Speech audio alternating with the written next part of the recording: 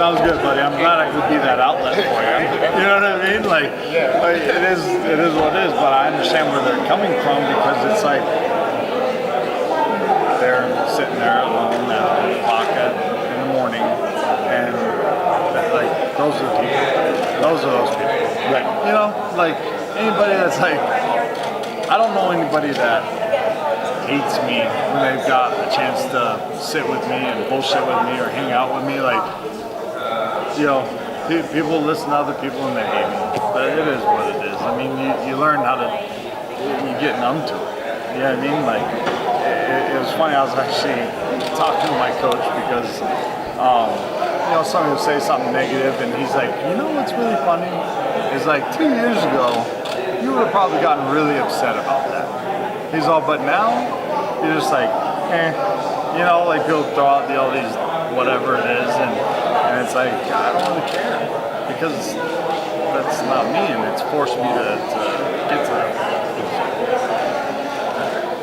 Travis, I'm curious, what would you say to people that say that this is a do or die fight for your career, make or break?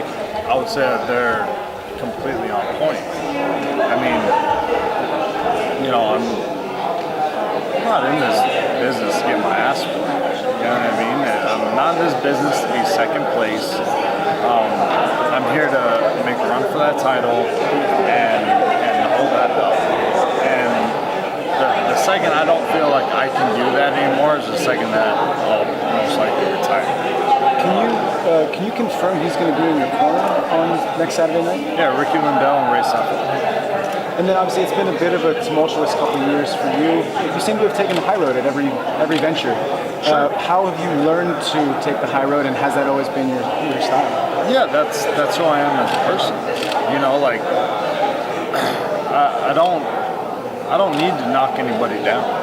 You know, I don't need to tear anybody down to make myself feel better about myself. You know, I'm a confident human being, and I don't need to try to drag somebody down to my level when, you know, it's like when you're happy, when you are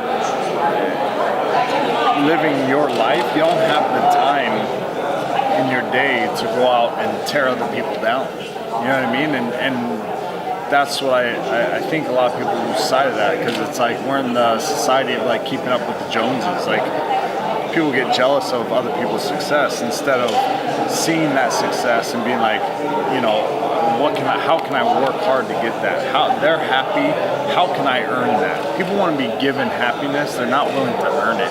And that's where I think like a lot of this just stuff comes from. You know, it's just people being unhappy with themselves. And I don't know, I'm not a therapist, I'm not a psychologist, I'm a fighter for the UFC, and I'm a human being, and I know what works for me, you know, and what works for me is building up those around me, making sure people around me are happy, that they feel loved, that they feel complete in their life, and that's what brings me happiness, you know what I mean, and that's really what has helped me. And you actually were in the UFC just shortly after you started training MMA, essentially. And your record was great in the beginning. You suffered a couple losses, obviously, in the last couple of years. But in some way, maybe that's helped you. How has that potentially helped you heading into this fight? Yeah, so, you know, I think it's really helped me depend on who I am to my core, like as a person, right? You don't want to measure yourself from the success that you have in your career, right? Like that's not the measure of a man.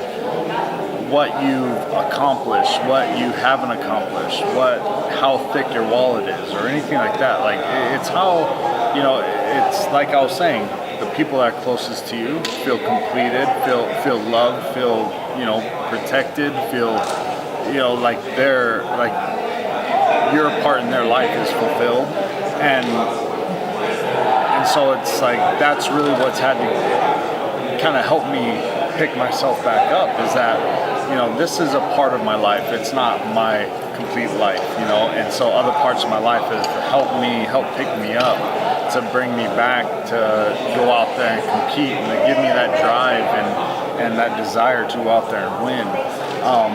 And I mean, that's what it's about. It's about getting knocked down, you know? Like, I was actually just talking to Ricky about this too, about in these days, like with kids, you don't want your kid to struggle, right? So we kind of feel like we overprotect them.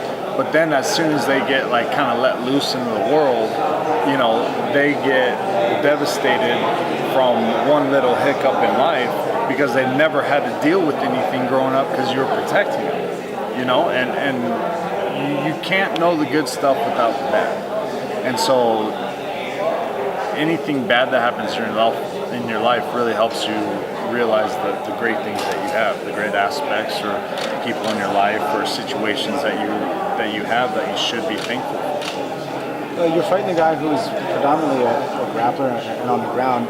Have you picked up any good tricks in terms of like armbar offense or grappling defense essentially?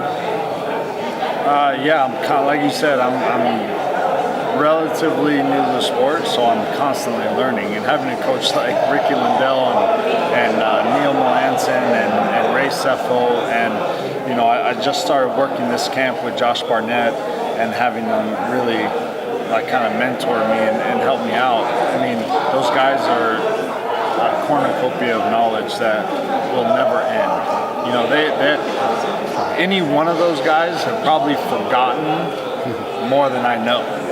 You know what I mean? So their ability to teach me is endless.